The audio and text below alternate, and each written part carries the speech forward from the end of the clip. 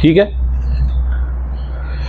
अच्छा, हम तीसरा अध्याय में अर्जुन का एक सवाल था जिसमें कि अर्जुन ने कहा था, हे वृषणिवंशी, मनुष्य ना चाहते हुए भी पाप कर्मों के लिए प्रेरित क्यों होता है? ऐसा लगता है उसे बलपूर्वक उसमें लगाया जा रहा हो। ये उसी सवाल का जवाब जब भगवान ने देना शुरू किया था, उसके साथ में इस अध्याय के अंत होने तक भगवान ने इसमें दिव्य ज्ञान का वर्णन किया कि इसमें दिव्य ज्ञान जब तक आप नहीं ग्रहण करोगे तब तक आप ऊपर नहीं उठ पाओगे।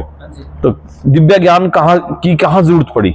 इसलिए दिव्य ज्ञान की जरूरत पड़ी थी क्योंकि भगवान ने इसका वर्णन शुरू किया था, तब जाके कहीं दिव्य। और ये सवाल वही चल रहा है, ये उसी के अर्जुन के उसी सवाल का जवाब अभी तक चल रहा है कि मनुष्य ना चाहते हुए भी पाप कर्मों के लिए प्रेरित क्यों होता है?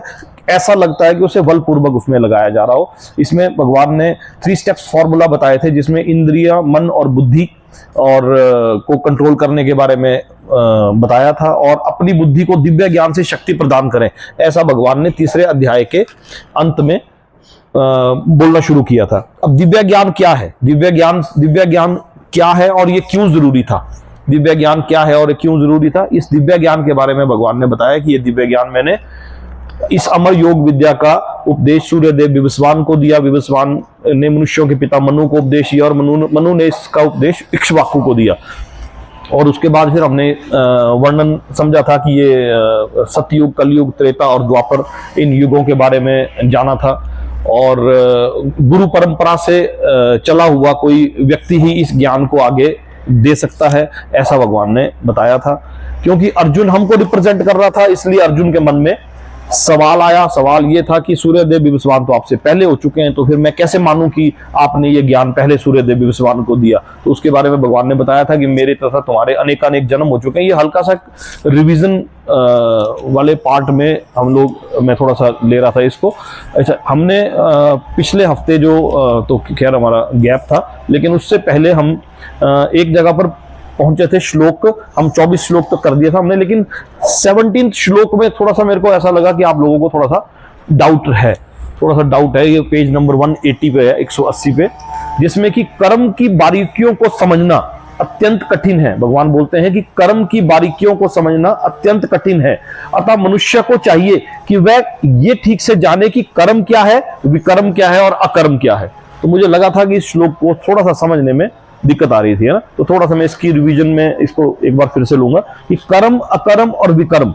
कर्म है कोई ऐसा काम जो कि as per the direction of shastras, जिसे कि करने के लिए किसी ने प्रिस्क्राइब किया हो, कहीं उसका वर्णन हो, वो हो गया कर्म। और इसके बाद आता है विकर्म। विकर्म वो है जो अगेंस्ट द शास्त्रास है, against the shastras, against the कोई बड़े स्पिरिचुअल लीडर, अगेंस्ट किसी भी ऐसी चीज जो कि बिल्कुल कहीं भी उसका वर्णन नहीं है, जिसको वो अकर्म की श्रेणी में और विकर्म की श्रेणी में आता है। और अकर्म एक वैसा वो है जिसका ना तो कोई अच्छा इफेक्ट है ना कोई बुरा इफेक्ट है। इसको थोड़ा सा समझने के आपको आसान होगा समझने के लिए, इसलिए हमने एक एग्जांपल लिया था कि प्रेसिडेंट है, वो अपने सोल्जर को आदेश देता है कि जाके जंग के मैदान में जाके लड़ाई के लिए जाओ। वो लड़ाई के लिए जाता है और वो अपने 20-25 सोल्जर्स को वहां पर मारता है। तो वो क्या था, अच्छा, वो वहां उसने जाके मारा और बाप छुट्टियों में घर आया, घर में उसकी पड़ोसियों के साथ झगड़ा हुआ, उसने पड़ोसी भी मारे। तो इसमें क्या कर्म था, क्या अकर्म था, क्या विकर्म था? वो उसका कर्म था, वो निर्देशित, उसको किसी ऑथोराइज्ड किसी पर्सन ने उसको वैसा करने के लिए भेजा। ऑथोराइज्ड पर्सन ने, ऑथोराइज्ड, क्योंकि उसकी वो ड्यूटी थी, उसका वो वर्ण था, उस वर्ण के अनुसार वो अपनी ड्यूटी में था, उसको ऑथोराइज किया, किसी ने उसको ऑथोराइज किया ना कि आप जाओ और ऐलाने जंग में जाके लड़ो। तो वो कर्म वो जो पहली स्टेज में वो देश की रक्षा करने के लिए गया, तो उसे उसका ना तो पॉजिटिव इफेक्ट है ना नेगेटिव इफेक्ट है। उसको कोई पाप या उसको कोई उसका करने से कोई पुण्य नहीं मिला, या उसने उनको मारा इसलिए उसको कोई पाप नहीं लगा। तो ये फर्स्ट स्टेज, ये अकर्म है, ये है फर्स्ट स्टेज अकर्म। और दूसरी स्टेज में उसने जाके पड़ोस में जाके झगड़ा किया, उनको मारा, वो है विकर्म। क्लियर हुआ, है ना। मेरे को ऐसा लगा कि शायद पिछले हफ्ते ये ज्यादा क्लियर नहीं हुआ था, तो मैंने थोड़ा सा, है ना, हुआ, क्लियर हुआ ना।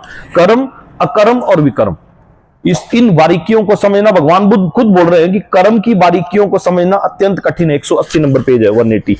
कर्म की बारीकियों को समझना अत्यंत कठिन है, अतः मनुष्य को चाहिए कि ये ठीक से जाने कि कर्म क्या है, विकर्म क्या है और अकर्म क्या है। यहां से हम आगे बढ़े थे और उसके बाद 21वें श्लोक में हम आए थे कि ऐसा ज्ञानी पुरुष पूर्ण रूप से संयमित मन तथा बुद्धि से कार्य करता है। इंद्रियां, मन और बुद्धि, ये उसी का वर्णन हो रहा है ना, जो भगवान ने अर्जुन ने सवाल पूछा था, उसके सवाल में भगवान ने 183 नंबर पेज है 21वां श्लोक। ऐसा ज्ञानी पुरुष पूर्ण रूप से संयमित मन तथा बुद्धि से कार्य करता है, अपनी संपत्ति के सारे स्वामित्व को त्याग देता है और केवल शरीर निर्वाह के लिए कार्य करता है। इस तरह कार्य करता हुए पाप रूपी फलों से प्रभावित नहीं होता। ये भी हमने इसकी डिस्क्रिप्शन भी पढ़ ली थी। जो स्वतः होने वाले लाभ से संतुष्ट रहता है, जो द्वंद से मुक्त है। द्वंद क्या हुआ? द्वंद हुआ ड्युअलिटी, सर्दी गर्मी, सुख दुख, मान अपमान, लाभ हानि, ये द्वंद। जो द्वंद से मुक्त है वो ईर्ष्या नहीं करता और जो सफलता तथा असफलता दोनों में स्थिर रहता है, वह कर्म करता हुआ भी कभी नहीं बंधता। इसके बाद अगले श्लोक में बोलते हैं भगवान, इसके आगे जो प्रकृति पुरुष के गुणों, जो पुरुष प्रकृति के गुणों के प्रति अनासक्त है। अनासक्त होता है अटैच्ड। प्रकृति के गुण कौन हुए?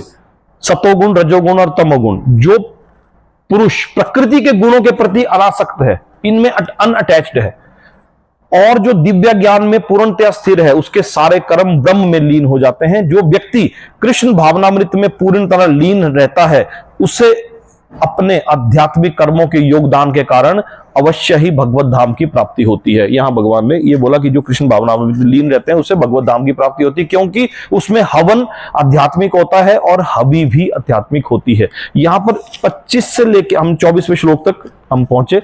25वें श्लोक से लेके 33वें श्लोक तक जो आज हम कवर करेंगे, इसमें तरह तरह के सैक्रिफाइसेस का वर्णन है इन श्लोकों में, कि कोई इंसान किस तरह के सैक्रिफाइस करता है, कोई किस तरह के सैक्रिफाइस करता है, किस लिए करता है सैक्रिफाइस। उद्देश्य उसका एक ही है, भगवान को पाने का, लेकिन उनके सैक्रिफाइस करने के तरीके अलग अलग है।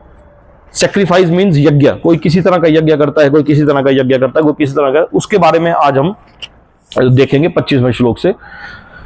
कुछ योगी विभिन्न प्रकार के यज्ञों द्वारा, 25वां श्लोक है 186 पेज पे। कुछ योगी विभिन्न प्रकार के यज्ञों के द्वारा देवताओं की भली भांति पूजा करते हैं और कुछ परम ब्रह्म रूपी अग्नि में आहुति डालते हैं। इसका क्या मतलब हुआ? कुछ परम ब्रह्म रूपी अग्नि में आहुति डालते हैं, इसका क्या मतलब हुआ? इसका मतलब हुआ, एक है अपने पोजेशंस को देना और एक है खुद को देना। एक है मैं को देना और एक है मेरे को देना। इसके बारे में डिस्क्रिप्शन में जब हम आएंगे, जैसा कि पहले कहा जा चुका है, जो व्यक्ति कृष्ण भावनान्वित होकर अपना कर्म करने में लीन रहता है वे पूर्ण योगी है। किंतु ऐसे भी मनुष्य हैं जो देवताओं की पूजा करने के लिए यज्ञ करते हैं और कुछ परम ब्रह्म या परमेश्वर के निराकार स्वरूप के लिए यज्ञ करते हैं। इस तरह यज्ञ की अनेक कोटियां हैं। विभिन्न यज्ञकर्ताओं द्वारा संपन्न यज्ञ की ये कोटियां केवल बाह्य वर्गीकरण है। वस्तुतः यज्ञ विभिन्न प्रकार के वस्तुतः यज्ञ का अर्थ है भगवान विष्णु को प्रसन्न करना, और विष्णु को यज्ञ भी कहते हैं। विभिन्न प्रकार के यज्ञों की दो श्रेणियों में रखा गया है। सांसारिक द्रव्यों के लिए यज्ञ, जिसे द्रव्य यज्ञ कहते हैं, और दिव्य ज्ञान के लिए किए गए यज्ञ को ज्ञान यज्ञ कहते हैं। यहां पर दो प्रकार के यज्ञों का वर्णन इसी श्लोक में हो गया।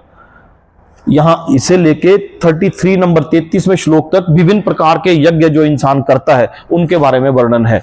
अब द्रव्य यज्ञ और ज्ञान यज्ञ का वर्णन किया। जो कृष्ण भावना भावित हैं उनकी सारी भौतिक संपदा परमेश्वर को प्रसन्न करने के लिए होती है, किंतु जो किसी क्षणिक भौतिक सुख की कामना करते हैं वे इंद्र, सूर्य आदि देवताओं को प्रसन्न करने के लिए अपनी भौतिक संपदा की आहुति देते हैं। किंतु अन्य लोग जो निर्विशेषवादी हैं वे निराकार ब्रह्म में अपने स्वरूप को स्वाहा कर देते हैं। समझ नहीं आया होगा? नहीं आया ना? समझ नहीं आया होगा समझ। थोड़ा सा 2-3-4 श्लोक हम आगे पढ़ेंगे तो उसके साथ ये कंटिन्यूशन में बैठेगा ही, है ना। इसमें भगवान ने मुख्यतः द्रव्य यज्ञ और ज्ञान यज्ञ दो प्रकार के यज्ञों के बारे में बताया कि दो प्रकार के यज्ञ हैं। एक द्रव्य यज्ञ है जिसे हम लोग हवन कुंड के पास बैठ के करते हैं, और एक ज्ञान यज्ञ है। अब एक इसके बाद जो 33वें श्लोक में जब हम पहुंचेंगे, इसी का जो 33 जब श्लोक जब हम पहुंचेंगे ना, इसके आगे जब हम पहुंचते हैं, देखना ये आ गया 33 नंबर श्लोक में क्या बोलते हैं भगवान? हे परंतप, द्रव्य यज्ञ से ज्ञान यज्ञ श्रेष्ठ है।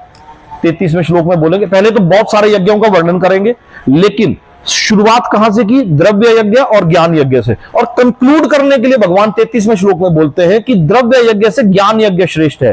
हे पार्थ, अंतोगत्वा सारे कर्म यज्ञों का अवसान दिव्य ज्ञान में होता है। यानी कि आप जो आप ज्ञान लेने की कोशिश करते हो, ये है, तो भगवान ने भी इस यज्ञ को श्रेष्ठ बताया है ना। इसके बाद 26वें श्लोक में आते हैं। एक वो समझ गया आपकी, कुछ मैं को दे देते हैं, कुछ पोजेशंस को दे देते हैं। कुछ लोग ऐसे होते हैं जो बोलते हैं कि हम ये यज्ञ योग्य नहीं करेंगे, हम नहीं बैठेंगे यज्ञ योग्य में, हमसे ये यज्ञ योग्य नहीं होता, लेकिन वो अपने आप को दे देते हैं। और कुछ वैसे हैं जो अपने आप को नहीं दे पाएंगे, लेकिन वो यज्ञ में बैठ के उस टाइम पर अपने आप को देते हैं। अपने आप को सरेंडर नहीं करते, अपने आप को सरेंडर नहीं करते। क्यों? वो बोलते हैं कि ये ज्यादा जरूरी नहीं है। कुछ लोग बोलते हैं मेरा अपने आप को सरेंडर करना जरूरी है। कुछ बोलते हैं कि ठीक है, आपने सरेंडर किया या नहीं किया, लेकिन ये ज्यादा जरूरी है। कुछ यज्ञ को प्रायोरिटी देते हैं, कुछ अपने आप को सरेंडर करने में प्रायोरिटी देते हैं। यहां भगवान ने मतलब कुछ बोलते हैं कि मैं अपने पोजेशंस को दूंगा, कुछ बोलेंगे मैं अपने पोजेशन मतलब मैंने अपने अर्जित धन को दूंगा। कुछ ऐसे हैं जो अपने द्वारा अर्जित धन का सेक्रीफाइस करेंगे, और कुछ ऐसे हैं जो अपने आप का सेक्रीफाइस करेंगे। मतलब ये देखो कि परम ब्रह्म रूपी अग्नि में आहुति डालते हैं, कुछ आहुति डालते हैं, कुछ विभिन्न प्रकार के योगी विभिन्न प्रकार के यज्ञ द्वारा देवताओं की भली भांति पूजा करते हैं, और कुछ परम ब्रह्म रूपी अग्नि में आहुति डालते हैं, अपने आप को दे देते हैं। इसका मतलब ये नहीं कि हवन कुंड में कूद जाते हैं, अपने मतलब के लिए या कुछ भगवान के लिए। ठीक है। इनमें से कुछ विशुद्ध ब्रह्मचारी श्रवण आदि क्रियाओं तथा 26वां श्लोक है 187 नंबर पेज।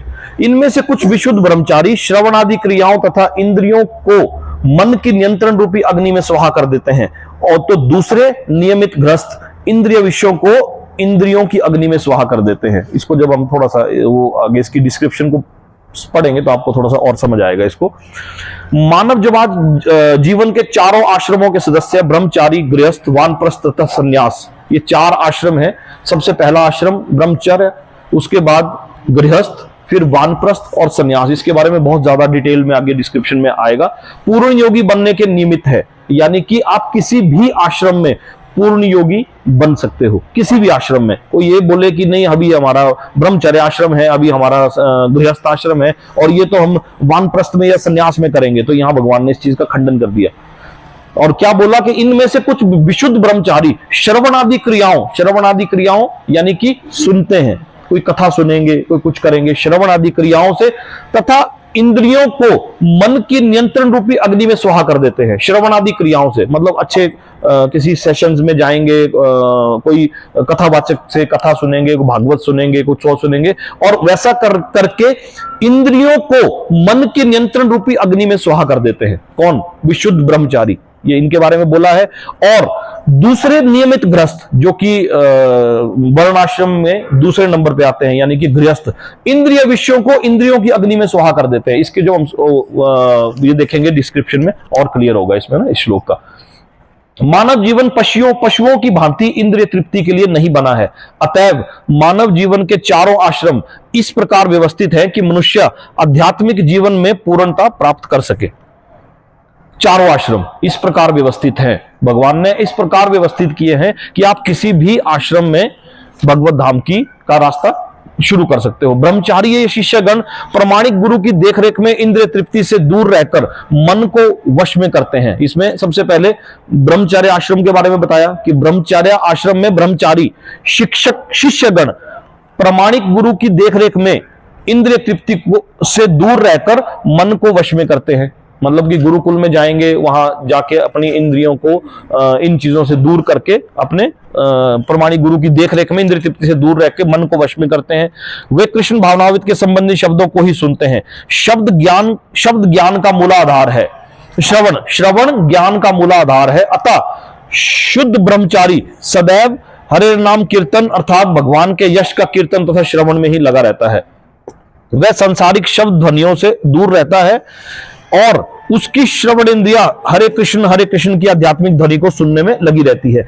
इसी प्रकार से गृहस्थ भी, अब दूसरे आश्रम के बारे में बता दिया, पहले ब्रह्मचर्य के बारे में बताया, अब गृहस्थ के बारे में बताया, जिन्हें इंद्रिय तृप्ति की सीमित छूट है, बड़े ही संयम से इन कार्यों को पूरा करते हैं। यौन जीवन, मादक द्रव्य इंटॉक्सिकेशन, मादक द्रव्य होता है इंटॉक्सिकेशन, सेवन और मांसाहार मानव समाज की सामान्य प्रवृत्तियां हैं। These are the general tendencies of human being. किंतु संयमित गृहस्थ, एक है नॉर्मल गृहस्थ और एक संयमित गृहस्थ। जो अब बोला कि जो संयमित गृहस्थ, दूसरे जो नियमित गृहस्थ है वो इंद्रिय विषयों को इंद्रियों की अग्नि में स्वाहा कर देते हैं। वो धीरे धीरे इन चीजों का कंट्रोल करना शुरू करते हैं। किंतु संयमित और सामान्य, जो कि सामान्य प्रवृत्तियां हैं, किंतु संयमित गृहस्थ कभी भी यौन जीवन तथा अन्य इंद्रिय तृप्ति के कार्यों में अनियंत्रित रूप से प्रवृत्त नहीं होता। इसी उद्देश्य से प्रत्येक सभ्य मानव समाज के धर्म में धर्म विवाह का प्रचलन है, ताकि वो अपनी इंद्रियों को कंट्रोल कर सके। धर्म विवाह से कुछ अपनी जेनेटिक इंद्रियों को कंट्रोल करने के लिए धर्म विवाह का हिंदू धर्म में या हर एक धर्म में इसके बारे में वर्णन है। 27वें श्लोक में है, दूसरे जो मन तथा इंद्रियों को वश में करके आत्म साक्षात्कार करना चाहते हैं, वे संपूर्ण इंद्रियों तथा प्राण वायु के कार्यों को संयमित मन रूपी अग्नि में आहुति देते हैं। पहले किसके बारे में बताया? विशुद्ध ब्रह्मचारी और गृहस्थ के बारे में। इससे पहले बताया ज्ञान यज्ञ और द्रव्य यज्ञ के बारे में। अब तीसरे में भगवान बोल रहे हैं कि दूसरे भी कुछ लोग ऐसे भी हैं जो मन तथा इंद्रियों को वश में करके आत्म साक्षात्कार करना चाहते हैं। एक्चुअल में हर एक इंसान की डेस्टिनेशन तो यही है कि आत्म साक्षात्कार करना है, मतलब भगवान तक पहुंचना है। तो डिफरेंट रास्तों को चुनता है इंसान, जिसके बारे में भगवान इन श्लोकों में वर्णन कर रहे हैं। दूसरे जो मन तथा इंद्रियों को वश में करके आत्म साक्षात्कार करना चाहते हैं, वो आत्म साक्षात्कार के लिए मन तथा इंद्रियों को कंट्रोल करना चाहते हैं। वो बोलते हैं कि अगर हम अपने मन को कंट्रोल कर लिया और अगर हमने अपने इंद्रियों को वश में कर लिया तो हमने आत्म साक्षात्कार प्राप्त कर लिया। संपूर्ण इंद्रियों तथा प्राण वायु के कार्यों को संयमित मन रूपी अग्नि में आहुति देते हैं। उन्हें लगता है कि इंद्रियों को वश में करने के लिए हमें प्राणायाम, प्राणवायु या प्राणायाम, कुछ लोग इसका सहारा लेते हैं। इसके बारे में तात्पर्य आप पढ़ो, इसका मेरे साथ साथ पढ़ना, जहां पर लाइन में बोलता रहूंगा उसको साथ। यहां पर पतंजलि द्वारा सूत्रबद्ध योग पद्धति का निर्देश है। एक तरह से भगवान यहां पर पतंजलि योग सूत्र की पद्धति का निर्देश दे रहे हैं।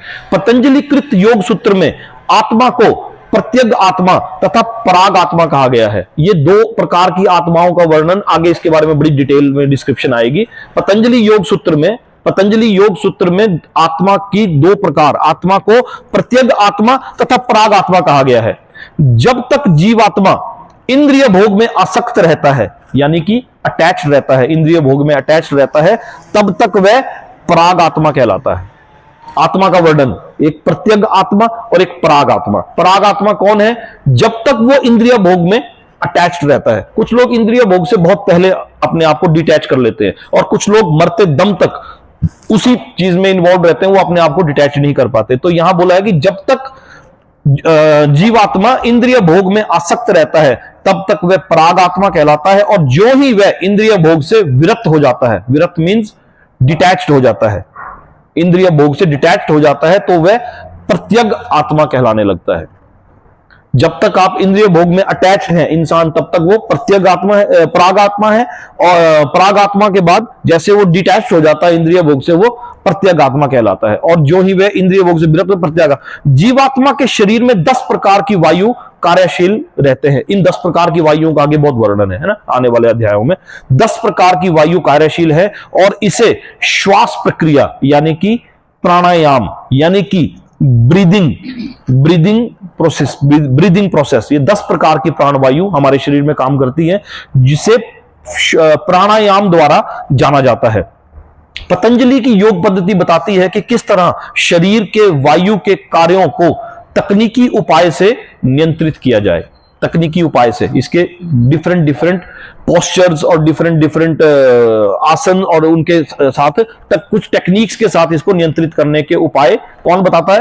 पतंजलि। जिससे अंतः वायु के सभी आंतरिक कार्य आत्मा को भौतिक आसक्ति से शुद्ध करने में सहायक बन जाए, जिससे कि आत्मा को शुद्ध करने में सहायक बन जाए। इस योग पद्धति के अनुसार प्रत्येक आत्मा ही चरम उद्देश्य है। इस योग पद्धति के में प्रत्येक आत्मा जो है वो चरम उद्देश्य है। यह प्रत्येक आत्मा पदार्थ की क्रियाओं से प्राप्त की जाती है।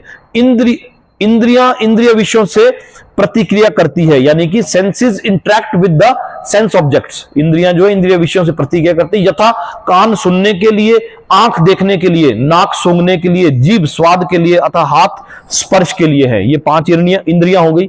तो और ये सब इंद्रियां मिलकर आत्मा से बाहर के कार्यों में लगी रहती है। ये ही कार्य प्राण वायु की क्रियाएं हैं। अपान वायु, एक बोलते हैं ना, क्या बोलते हैं, प्राणायाम में 2 प्रकार की वायुओं का यह वर्णन हो गया। अपान वायु नीचे की ओर जाती है और व्यान वायु से संकोच का प्रसार होता है। ठीक है, संकोच, समान वायु से संतुलन बनता है और उदान वायु ऊपर की ओर जाती है। जब मनुष्य प्रबुद्ध हो जाता है तब इन सभी वायुओं को आत्म साक्षात्कार की खोज में लगाता है।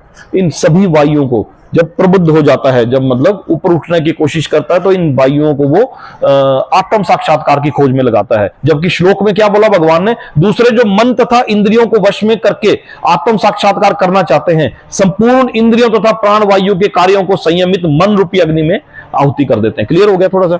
ये इसमें थोड़ा प्राणायाम, पतंजलि योग सूत्र का वर्णन भगवान ने शुरू किया। किसके बारे में बोल रहे हैं कि लोग तरह तरह से मुझ तक पहुंचने का प्रयास करते हैं। तो ये हाँ, सेल्फ रियलाइजेशन के लिए, सोल तक, मतलब सेल्फ रियलाइजेशन, परमात्मा तक पहुंचने के लिए लोग कोई किसी रास्ते को चुनते हैं, कोई किसी रास्ते को चुनते हैं। तो ये भी एक रास्ता है जिसके द्वारा इंसान भगवान तक पहुंचने की कोशिश करता है। अगला है कठोर व्रत अंगीकार करके। कुछ लोग अपनी संपत्ति का त्याग करके, कुछ कठिन तपस्या द्वारा, कुछ अष्टांग योग के अभ्यास द्वारा अथवा दिव्य ज्ञान में उन्नति करने के लिए वेदों के अध्ययन द्वारा प्रबुद्ध बनते हैं। ये भी कुछ भक्तों के बारे में भगवान इसमें वर्णन कर रहे हैं कि कुछ लोग कठोर व्रत, देखा होगा आपने, कुछ लोग बहुत ज्यादा व्रत करते हैं, और व्रत भी ऐसे नॉर्मल व्रत नहीं, बहुत हार्ड व्रत, मतलब ऐसा नहीं कई दिनों तक व्रत रखेंगे, कुछ ऐसे, कुछ कठोर व्रत अंगीकार करके, कुछ लोग अपनी संपत्ति का त्याग करके। कुछ लोग बोलते हैं व्रतों से कुछ नहीं होता, हम लोग कमा रहे हैं, कर्म हमारा जीवन है, हम कमाएंगे और हम दान करेंगे। कुछ लोग कठोर व्रत अंगीकार करके, कुछ अपनी संपत्ति का त्याग करके, कुछ कठिन तपस्या द्वारा, कुछ ना कठोर व्रत करते हैं ना संपत्ति का त्याग करते, वो तपस्या में लीन रहते हैं, कुछ कठिन तपस्या के द्वारा, और कुछ अष्टांग योग के अभ्यास द्वारा, कुछ जिसके बारे में पिछले श्लोक में भगवान ने बताया, कुछ अष्टांग योग के अभ्यास द्वारा अथवा दिव्य ज्ञान में उन्नति करने के लिए वेदों के अध्ययन द्वारा प्रबुद्ध बनते हैं। इसमें 5 तरह के कैटेगरी का वर्णन आ गया एक ही श्लोक में। आया कि नहीं आया? 5 तरह के कैटेगरी का वर्णन आया एक ही श्लोक में। इसके तात्पर्य को हम समझेंगे, पढ़ेंगे और समझ आएगा ना। इन यज्ञों में, इसमें भगवान ने ना द्रव्य यज्ञ, तपो यज्ञ, योग यज्ञ, स्वाध्याय यज्ञ, इन चारों यज्ञों का वर्णन इस श्लोक में है, जिसको हम थोड़ा सा डिस्क्रिप्शन में समझेंगे ना।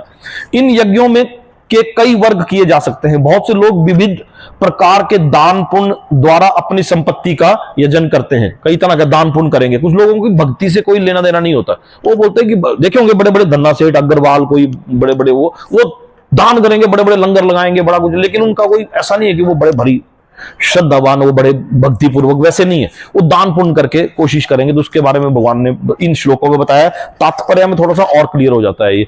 इन यज्ञों में कई वर्ग किए जाते हैं। कुछ लोग विविध प्रकार के दान पुण्य द्वारा अपनी संपत्ति का यजन करते हैं। भारत में धनाढ़ व्यापारी या राजवंशी अनेक प्रकार के धर्मार्थ सेवाएं खोल देते हैं, यथा धर्मशाला, अन्न क्षेत्र, अतिथिशाला, अनाथालय तथा विद्यापीठ। ऐसे ऐसे अनाथशाला खोल दिया, हॉस्पिटल खोल दिए। एक वो मानिक चंद ने कैंसर का हॉस्पिटल भी खोला, और मानिक चंद गुटखा भी बनाता है। तो वो बोलता है गुटखा बनाना मेरा कर्म है, जो कैंसर, इससे गुटखा खाने से जिनको कैंसर होता है उनके लिए मैंने फ्री कैंसर हॉस्पिटल भी बना दिया है ना। तो ऐसे भी धन्ना सेठ है लोग। तो अनाथालय तथा विद्यापीठ, अन्य देशों में भी अनेक अस्पताल, बूढ़ों के लिए आश्रम तथा गरीबों को भोजन, शिक्षा तथा चिकित्सा की सुविधाएं प्रदान करने के दातव्य संस्थान हैं। ये सब दान कर्म द्रव्यमय यज्ञ है। यहां भगवान ने बताया कि ये सब दान जो है ये द्रव्यमय यज्ञ की श्रेणी में आते हैं। अन्य लोग जीवन में उन्नति करने अथवा उच्च लोकों में जाने के लिए चंद्रायन तथा चतुर्मास जैसे विविध तप करते हैं। चंद्रायण तथा चतुर्मास, जैसे कोई 4-4 महीने का उपवास रखेंगे, चतुर्मास तथा चंद्रायण तथा चतुर्मास जैसा वो तप करते हैं। इन विधियों के अंतर्गत कतिपय कठोर नियमों के अधीन कठिन व्रत होते हैं। इसमें कठोर नियम होते हैं इन चतुर्मास के व्रतों के, और इसमें कठोर नियम होते हैं और बहुत ही कठिन व्रत भी होते हैं। उदाहरणार्थ, चतुर्मास व्रत रखने वाला वर्ष में 4 मासों में यानी कि जुलाई से लेकर अक्टूबर तक बाल नहीं कटाता, ना ही कतिपय खाद्य वस्तुएं खाता है, और ना दिन में 2 बार खाता है, ना निवास स्थान छोड़कर कहीं जाता है। जीवन के सुखों में का ऐसा परित्याग तपोमय यज्ञ कहलाता है। यह दूसरे यज्ञ का वर्णन हो गया। सबसे पहले था द्रव्य यज्ञ, दूसरे यज्ञ का वर्णन हो गया तपोमय यज्ञ। अब इसके बाद तीसरा यज्ञ। कुछ लोग ऐसे हैं जो अनेक योग पद्धतियों का अनुसरण करके तथा पतंजलि पद्धति बाह्य से तदाकार होने के लिए अथवा अष्टांग योग, हठ योग या अष्टांग योग, कई देखे होंगे आपने, कई ऐसे एक हाथ से कर रहे हैं, खड़े एक हाथ रखा है उन्होंने खड़ा, कई तरह की तपस्या, कठोर व्रत, उन्होंने कठोर व्रत, कई वो अपने आसपास आग जला के बैठेंगे बीच में, वो अपने आप को शरीर को तप भी दे रहे हैं, जला भी रहे हैं, और वो तपस्या होता है ना ऐसे कुछ कई तरह के, वो उसके बारे में बता रहे हैं भगवान कि वहां अथवा हठ योग या अष्टांग योग, विशेष सिद्ध योग। कुछ लोग समस्त तीर्थ स्थानों की यात्रा करते हैं। कुछ लोग ऐसे हैं जो सिर्फ तीर्थ स्थानों की यात्रा करने में ही अपना बोलते हैं कि बस हमने तो मंदिरों के दर्शन कर लिए तो हमने तो सब कुछ पा लिया। ये सारे अष्टांग योग यज्ञ कहलाते हैं। ये योग यज्ञ कहलाते हैं जो भौतिक जगत में किसी सिद्धि विशेष के लिए किए जाते हैं। ऐसे कुछ लोग ऐसे हैं जो विभिन्न वैदिक साहित्य तथा उपनिषद तथा वेदांत सूत्र या सांख्य दर्शन के अध्ययन में अपना ध्यान लगाते हैं। इसे स्वाध्याय यज्ञ कहलाता है। ये स्वाध्याय। तो 4 प्रकार के यज्ञों के बारे में भगवान ने यहां पर श्लोक में बताया। भाष्यकार ने इसको थोड़ा सा और डिटेल में कहां से निकाला? ये निकाला कहीं से जाके भागवत से। ये भगवत गीता के साथ साथ हम भागवत का भी श्रवण कर रहे हैं। ये जो डिटेल है, श्लोक तो ये बोल के खत्म हो गया, अब इसकी डिस्क्रिप्शन कहां से निकलेगी? 4 प्रकार के यज्ञ कौन कौन से यज्ञ हैं? तो उन 4 प्रकार के यज्ञों का वर्णन श्रीमद् भागवत में आता है, जहां से हम लोगों ने या इस भाष्यकार ने इसमें से निकाल के इसमें डाला, जिसको हम आज पढ़ पा रहे हैं। ये सारे योगी विभिन्न प्रकार के यज्ञों में लगे रहते हैं और उच्च जीवन की तलाश में रहते हैं। कौन? ये सभी किसी न किसी प्रकार के यज्ञ के द्वारा उच्च जीवन के और अपने द्वारा किए गए यज्ञ को इंसान ठीक ठहराता है कि मैं जो करता हूं ये ठीक है और दूसरे जो कर रहे हैं ये सब गलत है। लेकिन भगवान बताएंगे कि सही क्या है और गलत क्या है, वो आगे बताएंगे, है ना। ये सारे योगी विभिन्न प्रकार के यज्ञों में लगे रहते हैं, उच्च जीवन की तलाश में रहते हैं। इसके बाद अगला 29वें श्लोक में अन्य लोग भी हैं। अब और अलग प्रकार के लोगों का वर्णन हो गया ना। 2, 3, 4, 5, 6 कैटेगरी तो हो गई। अब कुछ लोग अन्य लोग भी हैं जो समाधि में रहने के लिए श्वास को रोक के रहते हैं, जैसे प्राणायाम। समाधि में रहने के लिए श्वास को रोके रहते हैं। ये अलग प्रकार के एक कैटेगरी का वर्णन भगवान ने यहां किया। वे अपान में प्राण को और प्राण में अपान को रोकने का अभ्यास करते हैं और अंत में प्राण अपान को रोककर समाधि में रहते हैं। देखिए ऐसे साधु भी देखे हैं ना, ऐसे सन्यासी भी देखे हैं जो बिल्कुल मौन अवस्था में और बड़े उसमें करके प्राण को अपान में और अपान को प्राण में, प्राण अपान को रोककर समाधि में रहते हैं। अन्य योगी, और एक और वर्णन कर दिया भगवान ने इसी श्लोक में, अन्य योगी कम भोजन करके प्राण की प्राण में ही आहुति दे देते हैं। बहुत कम भोजन, कोई भोजन का त्याग कर देंगे, कोई फ्रूट्स पर लाइफ, वो हर तरह के उनका वर्णन भगवान ने इसमें किया है ना।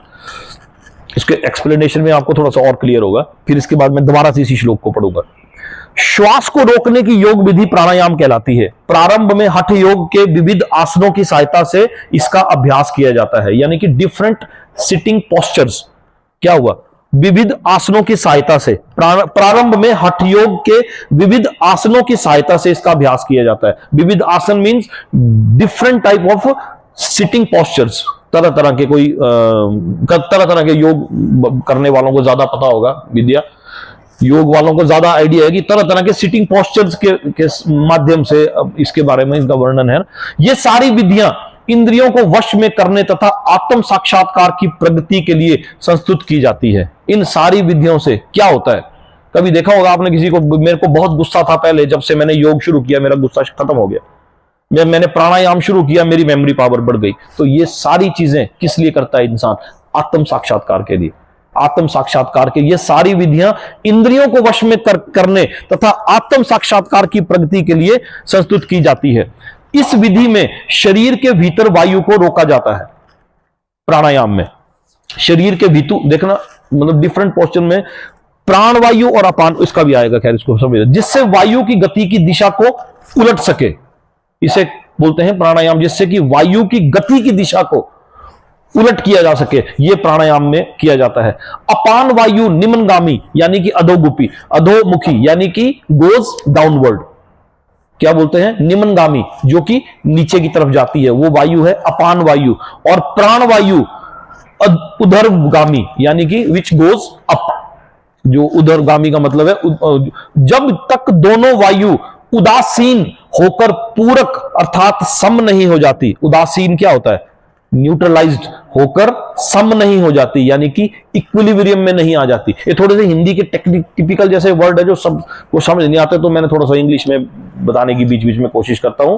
उदासीन का मतलब है न्यूट्रलाइज्ड, मतलब इन दोनों वायुओं को न्यूट्रलाइज करना, और इनको इक्विलिब्रियम में जब तक ये नहीं हो जाती, जब अपान वायु को प्राण वायु में अर्पित कर दिया जाता है तो इसे रेचक कहते हैं। आता कोई ऐसा शब्द, रेचक होता है ना, होता होगा ऐसा शब्द है कोई, तो इसके बारे में वर्णन है इसमें कि जब प्राण वायु को अपान वायु को प्राण वायु में अर्पित किया जाता है तो इसे रेचक कहते हैं। जब प्राण तथा अपान वायु को पूर्णतया रोक दिया जाता है, जब प्राण वायु और अपान वायुओं को पूर्णतया रोक दिया जाता है तो इसे कुंभक योग कहते हैं, है ना। ये योग वालों को आपको ज्यादा है, नेहा को भी ज्यादा आइडिया होगा, बिंदिया को भी ज्यादा आइडिया होगा इन सब के बारे में, आप लोगों ने योग के ऊपर स्टडी की हुई है ना, तो आप लोगों को ये कुंभक, इसे कुंभक योग कहते हैं। कुंभक योगाभ्यास द्वारा मनुष्य आत्म सिद्धि के लिए जीवन अवधि बढ़ा सकता है। किसके द्वारा, कुंभक योग अभ्यास द्वारा, यानी कि जब हम प्राण वायु और अपान वायु को इक्विलिब्रियम में सम करने में कामयाब हो जाएं तो हम अपनी एज को बढ़ा सकते हैं, जैसा कि पुराने जमाने में ऋषि मुनि करते थे। बुद्धिमान योगी एक ही जीवन काल में सिद्धि प्राप्त करने का इच्छुक रहता है, वह दूसरे जीवन की प्रतीक्षा नहीं करता। कुंभक योग के अभ्यास से योगी जीवन की अवधि को अनेक वर्षों तक बढ़ा सकता है। यानी कि आज के श्लोकों से एक चीज तो क्लियर होगी, जो ये बाबा रामदेव कर रहे हैं, ये बहुत कितना बड़ा काम कर रहे हैं, भगवान ने भी बोली है ये चीज। पतंजलि का नाम भी दिया गया, पतंजलि का नाम भी दिया गया है, भगवान ने तो खैर पतंजलि का नाम नहीं दिया, भाष्यकार ने इस श्लोक से निकाल के पतंजलि का नाम दे दिया, और इतनी डिटेल डिस्क्रिप्शन कहीं कहीं से निकाल के इस में डाली गई होगी जिससे कि हमें आसानी हो। अदरवाइज हमें शायद ऐसा करने के लिए सैकड़ों शास्त्रों को पढ़ना पड़ता, तब जाके कहीं ये कर। इसीलिए तो बोलते हैं एकम शास्त्रम संपूर्णम। भगवत गीता जिसने पढ़ ली उसने चारों वेद भी पढ़ लिए, सब कुछ पढ़ लिया, सब कुछ है इसमें, लेकिन श्लोक में सब कुछ नहीं है। था तो श्लोक में सब कुछ, अर्जुन तो समझ पाता था क्योंकि अर्जुन तो वहां पढ़ा हुआ था, गुरुकुल में पढ़ा। हम लोगों को समझाने के लिए भाष्यकारों को ये वो करना पड़ता है, मेहनत। प्राणायाम वगैरह किया जाता है। हाँ हाँ बिल्कुल। तो अवधि को अनेक वर्षों। कृष्ण प्रसादम को अब भगत क्या करते हैं, जैसे कृष्ण प्रसादम को खाने से स्वतः कम खाने की आदत पड़ जाती है। कृष्ण प्रसाद को खाएंगे, थोड़ा थोड़ा खाएंगे, जैसे पूजा करने के बाद थोड़ी सी खिचड़ी मिल गई या कुछ ऐसा प्रसाद मिल गया, वो प्रसाद के रूप में, तो धीरे धीरे से कम खाने की आदत पड़ जाती है। और इंद्रिय निग्रह के मामले में कम भोजन करना, अल्पाहार अत्यंत लाभप्रद होता है। आगे भगवान बोलेंगे जो अधिक खाता है, अधिक सोता है, अधिक वो उस आदमी के योगी बनने के कोई चांसेस नहीं है। अभी आएगा एक दो श्लोक में आगे बोलते हैं भगवान, है ना। अत्यंत और इंद्रिय निग्रह के बिना भव बंधन से निकल पाना संभव नहीं है। अब इसको हमने डिस्क्रिप्शन को समझा, जिसमें प्राण वायु, अपान वायु, कुंभक योग और ये सब योगों के बारे में बोला। श्लोक क्या था, अन्य लोग भी हैं जो समाधि में रहने के लिए श्वास को रोके रहते हैं प्राणायाम में, वे अपान में प्राण को और प्राण में अपान को रोकने का अभ्यास करते हैं और अंत में प्राण अपान को रोककर समाधि में रहते हैं। अन्य योगी कम भोजन करके प्राण की प्राण में ही आहुति देते हैं। अगला श्लोक है 30वां श्लोक। ये सभी यज्ञ करने वाले यज्ञों का अर्थ जानने के कारण पाप कर्मों से मुक्त हो जाते हैं और यज्ञों के फल रूपी अमृत को चख कर परम दिव्य आकाश की ओर बढ़ते हैं। कौन? ये सभी यज्ञों को करने वाले, डिफरेंट टाइप के यज्ञ करते हैं लोग, और ये सब यज्ञ करने वाले यज्ञों का अर्थ जानने के कारण, क्योंकि जब उन्हें इन यज्ञों का अर्थ मतलब पता चल जाता है तो जानने के कारण क्या होता है, वो धीरे धीरे पाप कर्मों से मुक्त हो जाते हैं और यज्ञों के फल रूपी अमृत को चखकर परम दिव्य आकाश की ओर बढ़ते जाते हैं। अब ये परम दिव्य आकाश की ओर बढ़ते जाते, क्या था ये परम दिव्य आकाश? असल में जर्नी हमारी है बैकुंठ धाम जाने की, लेकिन डिफरेंट डिफरेंट आकाशों का वर्णन हमारी इसमें यूनिवर्स में डिफरेंट डिफरेंट आकाशों का वर्णन, जिसमें कि 14 प्लैनेटरी सिस्टम जिसके बोलते हैं, 14 लोकों का वर्णन। तो यहां इन सब यज्ञों को करने से इंसान ऊपर उठता चला जाता है, या तो ऊपर उठता है, और जो इन यज्ञों का पालन नहीं करते वो डिग्रेड होते हैं। तो ऊपर कैसे उठते हैं हमने एक बार पहले भी किया था, आज मैं बोलूं, हम हैं अर्थ प्लेनेट पर, भूरलोक पे। भूरलोक के बाद इससे ऊपर जो प्लेनेट है वो भूवरलोक, इससे ऊपर स्वर्गलोक। ऐसा करने से हम लोग स्वर्गलोक में पहुंच जाते हैं।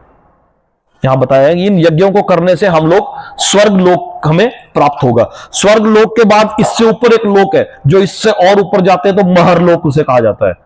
फिर उसमें जैसे प्रमोशन होती है ना, तो जैसे जैसे हमारी प्रमोशन होगी, हमारी प्रमोशन हो के हमको इंसान का जन्म मिला, जानवरों की जन्म से होके हम इंसान का जन्म मिला। अब इंसान के जन्म के बाद हमने अपना रास्ता डिसाइड करना है कि हमने ऊपर के लोकों में जाना है या नीचे के लोकों में जाना है।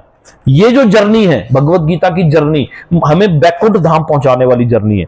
ये इन 14 प्लैनेटरी सिस्टम से ऊपर एक और धाम है, जहां जाने के बाद जीवन मृत्यु का चक्कर खत्म हो जाता है।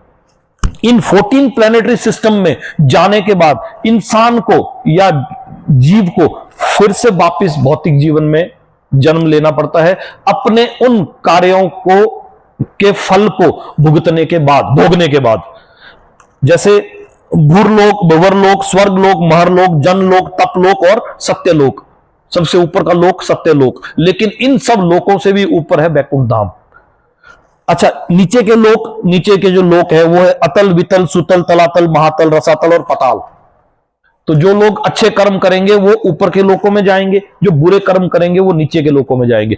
नीचे के लोकों में अपने नरक के लोकों में, नीचे के लोकों मतलब नरक के लोकों में। नरक में भी ऐसा नहीं है, भागवत में पता नहीं 24 प्रकार के नरकों का वर्णन है, ऐसा कुछ 24 है कि पता नहीं 28 प्रकार के, 5वें स्कंद में आता है ये 24 के 28 प्रकार के नरकों का वर्णन है कि तरह तरह के कर्मों पर कौन सा नरक मिलता है। कभी मौका लगेगा तो मैं आपको दिखाऊंगा 24 प्रकार के नरकों के बारे में, कि डिफरेंट डिफरेंट नरकों का वर्णन है भागवत के 5वें स्कंद में।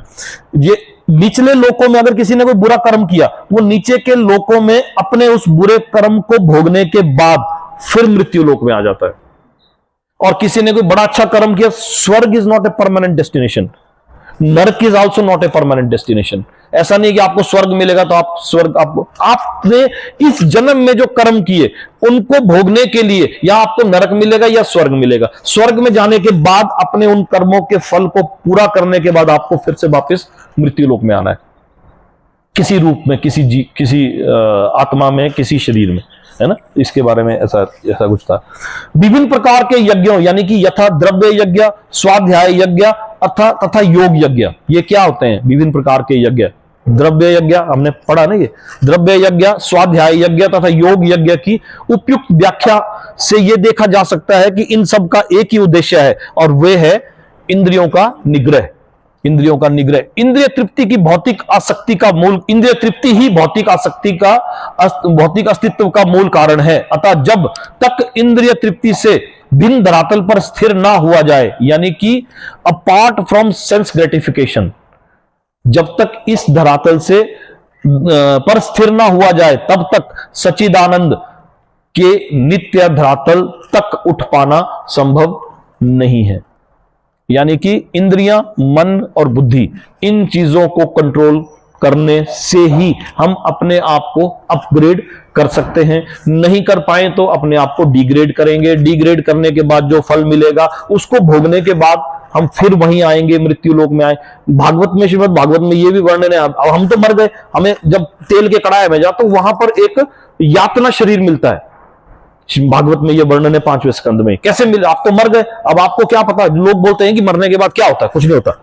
हम तो मर गए, हमारे को जब जलाई दिया तो हमको कहां मिलेगा उसका फल। भागवत में इसका बड़ी डिटेल वर्णन है। कभी मौका लगेगा तो मैं आपको स्कंद वो निकाल के बताऊंगा कि वहां पर एक यातना शरीर मिलता है, स्पेशल शरीर मिलता है यातना के लिए। वैसे ही मरने के बाद सुख भोगने के लिए भी एक शरीर मिलता है, जो वो शरीर हमारा, ये शरीर स्वर्ग लोक में नहीं जाएगा कि मैं ऐसा हूं तो मेरे स्वर्ग में हुआ, या मेरे को ऐसे शरीर में मेरे को वो स्पेशल शरीर मिलता है, यातना शरीर। 5वें स्कंद में है वर्णन, जो 18,000 श्लोकों के बीच में जब 5वां स्कंद, उसमें ये यातना शरीर और सबका वर्णन है ना।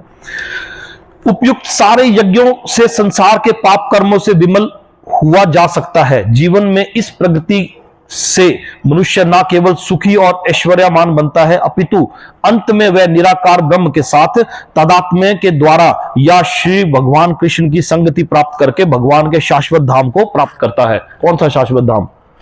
बैकुंठ धाम। तो ये जो जर्नी है हमारी, हम जिस जर्नी के बारे में यहां पर पढ़ेंगे, समझेंगे, वो बैकुंठ धाम जाने की है। इन लोकों में 14 प्लैनेटरी सिस्टम में भटक के, इसी में भटकने के लिए नहीं है। अदरवाइज इंसान इसी उसमें घूम रहा है। इसमें इंसान अकेला नहीं है, देवी देवता भी है। भगवान ने बोला था पीछे, क्या ये देवी देवता भी नष्ट हो जाएंगे? ये कहां है देवी देवता आज की डेट में? ये यहां किसे ऊपर होके तपोलोक सत्यलोक में है देवी देवता, इनके लोक है। ये जो तपोलोक, सत्यलोक, जनलोक, महरलोक, स्वर्गलोक, स्वर्गलोक के डिफरेंट, स्वर्गलोक का देवता है Indra. Indra is the designation. Indra नाम नहीं, इंद्र एक डेजिग्नेशन है। ये हो सकता है किसी जन्म में आप भी इंद्र हो सकता है अगले किसी जन्म में आप भी इंद्र बन जाए। तो ये स्टेप है ना। ये थोड़ा भी बड़ा क्लियर होगा आगे। अभी तो मैं, मेरी बात पर आपको विश्वास नहीं हो रहा होगा कि ऐसा होता, लेकिन जब यहां पर गीता के श्लोकों में ही आपको ये चीज मिलेगी तो आप विश्वास करोगे। आएगा भी ये डिस्क्रिप्शन आती है आगे ना। हे कुरुश्रेष्ठ, जब यज्ञ के बिना मनुष्य इस लोक में या इस जीवन में सुखपूर्वक नहीं रह सकता, तो फिर अगले जन्म में कैसे रह सकता है? यानी कि कोई ना कोई, किसी ना किसी प्रकार का यज्ञ बहुत ही अनिवार्य है, बहुत ही जरूरी है। जब इंसान इस लोक में बिना यज्ञ के सुखी नहीं रह सकता, तो ये कैसे एक्सपेक्ट किया जा सकता है कि अगले लोकों में, अगले लोक कौन से? ये लोक में कैसे सुखी रह सकता है? अगले लोकों में जैसे भुवर लोक, स्वर्ग लोक, स्वर्ग लोक में फिर भक्ति पूजा पाठ करते हैं, वो उससे ऊपर के लोक में चले जाते हैं, वो महरलोक में चले जाएंगे। महरलोक में फिर और आके ऊपर उठेंगे, जनलोक में चले जाएंगे। जनलोक के बाद तपोलोक में चले जाएंगे, तपोलोक के बाद जाके सत्यलोक में चले जाएंगे। सत्यलोक में भी कुछ rules and dos and don'ts हैं, कुछ रूल्स एंड रेगुलेशंस हैं। उन रूल्स रेगुलेशंस को फॉलो करने के बाद इंसान स्वर्ग लोक में पहुंचेगा, बैकुंठ धाम में पहुंचेगा ना। हे पुरुष, अच्छा, मनुष्य जीवन ही वह द्वार है जिससे होकर वह बंधन, इस बंधन से बाहर निकला जा सकता है। कोई जानवर कोशिश करे तो वो हो नहीं सकती। तो हम लोग जिस प्रयास के लिए बैठे हैं, तो भगवान बोल रहे हैं कि यही वो द्वार है जहां से इस चीज की शुरुआत होती है। यहीं से शुरुआत होगी, यही इसी जीवन से शुरुआत होगी। इससे पिछले जन्मों से नहीं हो सकती, इससे अगले जन्मों में भी नहीं हो सकती। इसीलिए बोलते हैं कि ये जन्म है, इस जन्म को सुधारो। तो इसी जन्म, मनुष्य जीवन ही वह द्वार है जिससे होकर इस बंधन से बाहर निकला जा सकता है। किस बंधन से? 14 प्लैनेटरी सिस्टम में घूमने के बंधन से। यहां से ऊपर का लोग नहीं, जन लोग, तप लोग, या अतल वितल सुतल तलातल महातल रसातल पताल, इन लोकों से निकलने का वर्णन। जैसे वो बोलते हैं ना, भगवान श्री कृष्ण ने वो शेषनाग को जब मारा था, उसको भेजा था कहां? पताल लोक में ना। पता ऐसा कुछ है वर्णन ना, तो जो कालिया नाग को, तो पताल में जाके उसको, तो ये लोक हैं वो, उनको ऐसे उन लोकों का वर्णन है ना। अतः वेद हमें धर्म, अर्थ, काम तथा मोक्ष का मार्ग दिखलाकर बाहर निकलने का अवसर प्रदान करते हैं। धर्म या ऊपर संस्तुत अनेक प्रकार के यज्ञ हमारी आर्थिक समस्याओं को स्वतः हल कर देते हैं। जनसंख्या में वृद्धि होने पर भी यज्ञ संपन्न करने से प्रचुर धन, प्रचुर भोजन, प्रचुर दूध इत्यादि मिलता है। जब शरीर की आवश्यकता पूर्ण होती रहती है, तो इंद्रियों को तुष्ट करने की बारी आती है। अतः वेदों में नियमित इंद्रिय तृप्ति के लिए पवित्र विवाह का विधान है। जैसे विवाह का विधान है, ये नियमित इंद्रिय तृप्ति की पूर्ति के लिए है, जिससे कि इंसान अपने आप को अपग्रेड कर सके। समझ रहे हो आप? जिससे कि विवाह के बाद इंसान को सेक्स लाइफ में एंटर करने की परमिशन मिलती है। धर्म विवाह में इंसान को अपने यौन सुख के लिए एंटर करने के लिए अगले स्टेज में, और ये भगवान बोल रहे हैं किस लिए है? जिससे कि आप उसी में नहीं तृप्त रहो, आप इससे अपने आप को अपग्रेड कर सको। धर्म विवाह के बाद आपको कुछ चीजों की छूट मिलती है। गृहस्थ आश्रम में कुछ चीजों की आपको छूट मिलती है, जिससे कि आप अपने आप को अपग्रेड कर पाओ, है ना। इस प्रकार मनुष्य भौतिक बंधन से क्रमशः छूटकर उच्च पद की ओर अग्रसर होता है और मुक्त जीवन की पूर्णतया परमेश्वर की सानिध्य प्राप्त करने में है। ये पूर्णतया यज्ञ संपन्न करके प्राप्त की जाती है। जैसा कि पहले विवाह बंधन भी एक यज्ञ है, विवाह बंधन को भी एक यज्ञ का ही रूप दिया गया है। 16 संस्कार में, हाँ, 16 संस्कारों में एक यज्ञ है जो विवाह यज्ञ है। फिर भी यदि कोई व्यक्ति वेदों के अनुसार यज्ञ करने के लिए तत्पर नहीं होता, तो वह इस शरीर में सुखी जीवन की कैसे आशा कर सकता है? फिर दूसरे लोक में, दूसरे शरीर में सुखी जीवन की आशा तो व्यर्थ ही है। यही था श्लोक में कि यज्ञ के बिना इस लोक में या इस जीवन में सुखपूर्वक नहीं रह सकता, तो फिर अगले जीवन में वो कैसे रहेगा? ये विभिन्न प्रकार के यज्ञ वेद सम्मत है। ये 32वां श्लोक है। विभिन्न प्रकार के यज्ञ, इन विभिन्न प्रकार के यज्ञों का जो वर्णन है, ये ऋग्वेद, यजुर्वेद, सामवेद और अथर्ववेद, इन चारों वेदों में इन विभिन्न प्रकार के यज्ञों का वर्णन है। जहां से उठा के भगवान ने ये श्लोकों में है और भाष्यकार ने उसका वर्णन को उठा के, चारों वेदों से उठा के हमारे लिए थोड़ा सा आसान कर दिया। ये विभिन्न प्रकार के यज्ञ वेद सम्मत हैं और ये सभी विभिन्न प्रकार के कर्मों से उत्पन्न है। इन्हें इस रूप में जानने पर तुम मुक्त हो जाओगे। इसके तात्पर्य में जाएंगे हम। जैसा कि पहले बताया जा चुका है कि वेदों में कर्ता भेद के अनुसार, यानी कि डिफरेंट टाइप ऑफ वर्कर के अनुसार, कर्ता भेद क्या होगा? Different type of worker, different type of person, different type of human being. जैसा कि पहले बताया जा चुका है कि वेदों में कर्ता भेद के अनुसार विभिन्न प्रकार के यज्ञों का उल्लेख है। क्योंकि लोग देहात्म बुद्धि में लीन है, एब्जॉर्ब्ड इन बॉडीली कॉन्सेप्ट। देहात्म बुद्धि में लीन है का मतलब है कि वो बॉडीली कॉन्सेप्ट में इन्वॉल्व है, बॉडीली कॉन्सेप्ट में इन्वॉल्व है। अतः इन यज्ञों की व्यवस्था इस प्रकार की गई है कि मनुष्य उन्हें अपने शरीर, मन अथवा बुद्धि के अनुसार संपन्न करे। कोई अपने शरीर के लिए यज्ञ करता है, कोई अपने मन के लिए यज्ञ करता है, कोई अपनी बुद्धि के लिए यज्ञ करता है। क्लियर हो रहा है? ये जो पीछे डिफरेंट टाइप के यज्ञों का वर्णन हुआ, ये कंक्लूडिंग श्लोक्स की तरफ आते आते भगवान ने बोला ये क्यों? क्योंकि अपने वेदों में कर्ता भेद के अनुसार विभिन्न प्रकार के यज्ञों का उल्लेख है। क्योंकि लोग देहात्म बुद्धि में लीन है, क्योंकि एब्जॉर्ब्ड इन बॉडीली कॉन्सेप्ट, एब्जॉर्ब्ड इंसान शरीर शरीर शरीर, तो अपने शरीर की व्यवस्था इस उनके अतः यज्ञों की व्यवस्था भी भगवान ने इस प्रकार की हुई है। ये यज्ञों की व्यवस्था, वर्णों की व्यवस्था और यज्ञों की व्यवस्था भगवान ने इस प्रकार की है कि मनुष्य अपने शरीर, मन तथा बुद्धि के अनुसार संपन्न कर सके।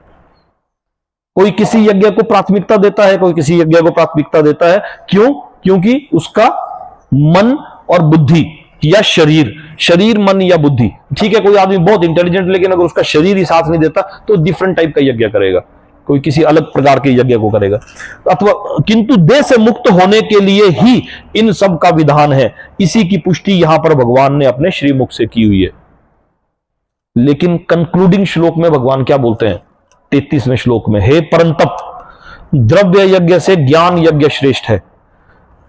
हे पार्थ, अंतो गत्वा, सारे कर्म यज्ञों का अवसान दिव्य ज्ञान में होता है। यानी कि इन सभी यज्ञों में यदि भगवान ने किसी यज्ञ को श्रेष्ठ बताया है तो वो बोला है ज्ञान यज्ञ। इसके तात्पर्य में हम जाएंगे। समस्त यज्ञों का यही एक प्रयोजन है कि जीवन को पूर्ण ज्ञान प्राप्त हो। यही प्रयोजन है समस्त यज्ञों का। जितने भी प्रकार के यज्ञ, जितने प्रकार के लोग, इनका एक ही प्रयोजन है, क्या? सेल्फ रियलाइजेशन, यानी कि पूर्ण ज्ञान प्राप्त किया जाए। कोई किसी तरह से पूर्ण ज्ञान को प्राप्त करने की कोशिश करता है, कोई किसी तरह से पूर्ण, लेकिन प्रयोजन सबका एक ही है, सेल्फ रियलाइजेशन, कि मैं यहां हूं तो क्यों हूं, मेरा यहां आने का पर्पस है तो क्या है। कोई इसको, अब पीछे तो बोल दिया ना भगवान ने कि वो अपने शरीर, मन तथा बुद्धि के द्वारा इसको संपन्न करता है। ठीक है, अगले श्लोक में के तात्पर्य में क्या निकल के आता है कि ये जिससे कि भौतिक कष्टों से छुटकारा पाना, अंत में परमेश्वर को दिव्य सेवा कर सके। किस लिए? सेल्फ रियलाइजेशन करेगा जिससे वह भौतिक कष्टों से छुटकारा पाएगा और अंत में परमेश्वर की दिव्य सेवा कर सकेगा। हमें बैकुंठ धाम जाने के रास्ते के लिए ही इन सब चीजों का, यज्ञों का वर्णन है। तो भी इन सारे यज्ञों को विविध क्रियाओं में रहस्य भरा है, तो भी इन सारे यज्ञों की विविध क्रियाओं में रहस्य भरा है और मनुष्य को यह रहस्य जान लेना चाहिए। कभी कभी कर्ता मीन्स वर्कर, कभी कभी कर्ता की श्रद्धा के अनुसार यज्ञ विभिन्न रूप धारण कर लेते हैं। कभी आपने देखा होगा कई डिफरेंट टाइप के रूप, कोई किसी ने पूजा के डिफरेंट ऐसे कई जो कहीं भी विधि विधानों में नहीं है, ना शास्त्रों में वर्णन है ना कहीं, लेकिन उन्होंने उसका बना लिया है। तो यहां वो है कि कभी कभी कर्ता की श्रद्धा के अनुसार, यानी कि वर्कर की श्रद्धा के अनुसार, और पीछे बता ही दिया कि वो अपने शरीर, मन अथवा बुद्धि के अनुसार संपन्न कर सके, पिछले श्लोक में बताया। तो कभी कभी कर्ता की श्रद्धा के अनुसार यज्ञ विभिन्न रूप धारण कर लेते हैं। जब यज्ञकर्ता की श्रद्धा दिव्य ज्ञान के स्तर तक पहुंच जाती है तो उसे ज्ञान रहित द्रव्य यज्ञ करने वाले से श्रेष्ठ माना जाता है। ये बाकी यज्ञों को ज्ञान रहित यज्ञ कहा है इस श्लोक में, क्योंकि भगवान ने खुद कहा है कि ये द्रव्य यज्ञ से ज्ञान यज्ञ श्रेष्ठ है, श्रेष्ठ माना जाता है, क्योंकि ज्ञान के बिना यज्ञ भौतिक स्तर पर ही रह जाते हैं। यदि हम किसी यज्ञ को कर रहे हैं और हमें उस यज्ञ के बारे में नॉलेज नहीं है तो एक भौतिक स्तर पे है। भौतिक स्तर पे मीन्स मेरे पास बहुत ज्यादा पैसा है और मैंने यज्ञ रखवा दिया, मुझे पता तो है ही नहीं है यज्ञ का मतलब क्या है, क्योंकि मैंने दिखाना लोगों को, तो मैंने एक बहुत बड़ा यज्ञ का आयोजन कर दिया।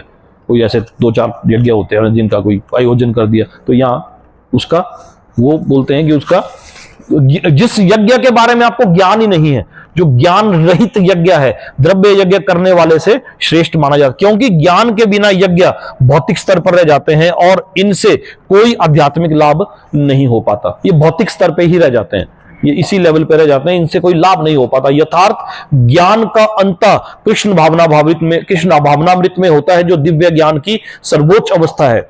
ज्ञान की उन्नति के बिना यज्ञ मात्र भौतिक कर्म बना रहता है, क्योंकि जब उसे दिव्य ज्ञान के स्तर पर पहुंचा दिया जाता है तो ऐसे सारे कर्म आध्यात्मिक स्तर प्राप्त कर लेते हैं। चेतना भेद के अनुसार ऐसे यज्ञ कर्म कभी कभी कर्म कांड भी कहलाते हैं और कभी ज्ञान कांड। यज्ञ वही श्रेष्ठ है जिसका अंत ज्ञान में हो। ये श्लोक क्या था? हे परंतप, द्रव्य ज्ञान से ज्ञान यज्ञ श्रेष्ठ है। हे पार्थ, अंतोगत्वा सारे कर्म यज्ञों का अवसान दिव्य ज्ञान में होता है। अब इसके बाद अर्जुन कंफ्यूज, जैसे हम कंफ्यूज, अब इतने यज्ञ हैं, हम तो इनमें से कोई ना कोई तो कर ही रहे हैं, हर एक इंसान कोई ना कोई यज्ञ के साथ तो अटैच नहीं है।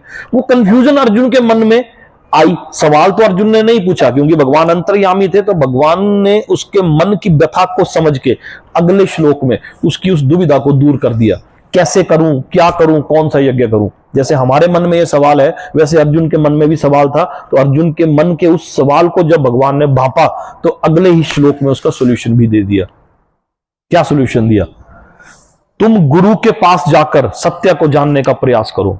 अब कौन सा यज्ञ करो, कौन सा यज्ञ करो? इसके लिए भगवान ने बोला कि तुम गुरु के पास जाओ, वहां सरेंडर करो और सत्य को जानने का प्रयास करो, उनसे विनीत होकर जिज्ञासा करो और उनकी सेवा करो। स्वरूप सिद्ध व्यक्ति तुम्हें ज्ञान प्रदान कर सकते हैं, क्योंकि उन्होंने सत्य का दर्शन किया है। अब कोई बोलते हैं कि हमारे को गुरु की जरूरत नहीं है, हम नगूरे हैं, नगूरे बोलते हैं ना उनको, तो वो कभी भी उस ऊपर के पायदानों पर नहीं पहुंच सकते। यहां भगवान ने खुद इसका वर्णन किया है कि तुम गुरु के पास जाकर इतने यज्ञों में से कौन सा यज्ञ मेरे लिए श्रेष्ठ है, कौन सा यज्ञ मेरे लिए बना हुआ है और कौन सा यज्ञ करने से मैं ऊपर उठ सकता हूं, ऊपर के लोकों में उठ सकता हूं। तो यह बोला कि गुरु के पास जाकर सत्य को जानने का प्रयास करो, उनसे विनीत होकर जिज्ञासा करो। सत्य को पास जाके उनसे विनीत होकर जिज्ञासा करो और उनकी सेवा करो। सेवा करने दो तरह से सेवा होती है, एक वाणी संग, एक वपु संग। तो सेवा दो प्रकार से की जाती है, एक वाणी संग, एक वपु संग। गुरु ने जो बोला उनकी वाणी को आप अपने जीवन में उतारो, वो गुरु की सेवा है। वपु संग, आप उनके लिए कोई मेडिसिन कोई प्रोवाइड कर रहे हो, कोई किसी तरह की भी सेवा, आप गुरु की सेवा उनके लिए कोई बना के ले जा रहे हो, भोजन ले जा रहे हो, वो एक अलग वाणी संग और वपु संग, दो तरह की सेवाओं का वर्णन हमने इसके बारे में वो कर रखा है। गुरु हुआ आपका, जैसे जो आपका स्पिरिचुअल मास्टर होगा, उसके पास जाकर विनीत होकर, यानी कि एक सबमिसिव तरीके से विनीत होकर, ये नहीं जाकेगा मेरे को ज्यादा पता है जी आप बताओ मेरे को, आप अब मेरे को, ऐसा नहीं, विनीत होके सरेंडर होकर जिज्ञासा करो कि मुझे कुछ नहीं आता, मुझे कुछ पता नहीं है, अब आप मुझे, जैसे अर्जुन ने दूसरे अध्याय के 7वें श्लोक में अपने आप को सरेंडर किया था कि हे कृष्ण मुझे उपदेश दो, मेरी बुद्धि चकरा गई है, हुआ था दूसरे अध्याय के 7वें श्लोक, उसने सरेंडर किया था। हालांकि वो तो बहुत बड़ा ज्ञानी ध्यानी था, फिर भी उसने अपने आप को सरेंडर कर दिया कि अब मेरे को बताओ कि मैं क्या करूं, मैं तो युद्ध में रख दिया था। तो ये विनीत होकर जिज्ञासा करो, उनकी सेवा करो। स्वरूप सिद्ध व्यक्ति तुम्हें ज्ञान प्रदान कर सकते हैं, क्योंकि उन्होंने सत्य का दर्शन किया है।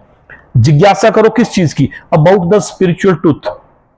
जिज्ञासा किस चीज की जिज्ञासा करो? विनीत होकर जिज्ञासा करो अबाउट द स्पिरिचुअल ट्रुथ। उनसे पूछो कि ये सवाल, ये दिक्कत आए तो मुझे क्या करना है, ये स्पिरिचुअल में मेरे को एडवांसमेंट के लिए मुझे क्या करना है, गुरु के पास जाकर। देखिए तात्पर्य में आएंगे हम। निसंदेह आत्म साक्षात्कार का मार्ग कठिन है, अतः भगवान का उपदेश है कि उन्हीं से प्रारंभ होने वाली परंपरा से प्रामाणिक गुरु की शरण ग्रहण की जाए। इस परंपरा के सिद्धांत का पालन किए बिना कोई प्रामाणिक गुरु नहीं बन सकता। भगवान आदि गुरु है, अतः गुरु परंपरा का व्यक्ति अपने शिष्य को भगवान का संदेश प्रदान कर सकता है। यह भगवान का संदेश है जिसे हम बैठ के स्टडी कर रहे हैं। तो हम इस समय गुरु परंपरा के बीच में आ गए, हम भगवान के संदेश को ही आगे को फॉलो पढ़ रहे हैं, उसी को पढ़ रहे हैं, भगवान के संदेश को एज इट इज, यथारूप। यथारूप का मतलब क्या है? यथारूप का मतलब है एज इट इज। इंग्लिश वाली भगवद गीता में इसको लिखा हुआ है, Bhagavad Gita as it is, as it is. आप जो संस्कृत पढ़ते हैं, इन संस्कृत के एक एक शब्द का, ऐसा नहीं है कि मनमर्जी से, श्लोकों में संस्कृत के एक एक शब्द का वर्णन है। संस्कृत से बाद हिंदी, उन हिंदी के सब शब्दों को जोड़कर ये श्लोक आता। मुझे संस्कृत आती नहीं इसलिए मैं पढ़ नहीं पाता ना। उन्हीं से प्रारंभ, अतः गुरु परंपरा का व्यक्ति अपने शिष्य को भगवान का संदेश प्रदान कर सकता है। कोई अपनी निजी विधि विधान का निर्माण करके स्वरूप सिद्ध नहीं बन सकता, जैसा कि आजकल के मूर्ख पाखंडी करने लगे हैं। कई तरह की विधि विधान बढ़ा दिए उन्होंने अपने हिसाब से ना। भगवान धर्म पथ का निर्माण स्वयं भगवान ने किया, अतएव मनोधर्म या शुष्क तर्क से सही पद प्राप्त नहीं हो सकता। मनोधर्म हुआ मेंटल स्पेकुलेशन, और शुष्क तर्क यानी कि ड्राई आर्ग्यूमेंटेशन। कोई जिस गुरु को किसी तरह की नॉलेज ही नहीं है तो वो क्या आर्ग्यूमेंटेशन करेगा? जिसे शास्त्रों की कोई नॉलेज नहीं है वो क्या आर्ग्यूमेंटेशन करेगा? वो तर्क वितर्क करेगा, ड्राई तर्क वितर्क। वो ऐसा हुआ, एक बार ऐसा हो गया, ऐसा हो गया, वो हो गया। वो जो सही गुरु होगा वो शास्त्रों के अनुसार, क्योंकि उसने शास्त्रों को स्टडी कर रखा होगा, उसके अनुसार ही आंसर बताएगा। आपका कोई सवाल आया तो बोलेगा ये लो, ये है आपके सवाल का जवाब। ये मैं नहीं बोल रहा हूं, ये भगवान ने या वेदों में या बाकी जो ग्रंथ है उनमें है। मनोधर्म या शुष्क तर्क से सही पद प्राप्त नहीं हो सकता, ना ही ज्ञान ग्रंथों के स्वतंत्र अध्ययन से कोई आध्यात्मिक जीवन में उन्नति कर सकता है। ऐसा भी बोल दिया है कि कोई किताब पकड़ के खोल के बैठ जाए और सोचे कि मैं इसमें उन्नति कर लूं, इसके लिए भी ये भी पॉसिबल नहीं है। ना ही ज्ञान प्राप्ति के लिए उसे प्रामाणिक गुरु की शरण में जाना ही होगा। ऐसे गुरु को पूर्ण समर्पण करके ही स्वीकार करना चाहिए और अहंकार रहित होकर दास की भांति गुरु की सेवा करनी चाहिए। स्वरूप सिद्ध गुरु की प्रसन्नता ही आध्यात्मिक जीवन की प्रगति का रहस्य है। जिज्ञासा और विनीत भाव के मेल से आध्यात्मिक ज्ञान प्राप्त होता है। बिना विनीत भाव तथा सेवा के विद्वान गुरु से की गई जिज्ञासाएं प्रभाव पूर्ण नहीं होंगी। शिष्य को गुरु परीक्षा में उत्तीर्ण होना चाहिए, और जब गुरु शिष्य में वास्तविक इच्छा देखता है तो स्वतः ही शिष्य को आध्यात्मिक ज्ञान का आशीर्वाद देता है।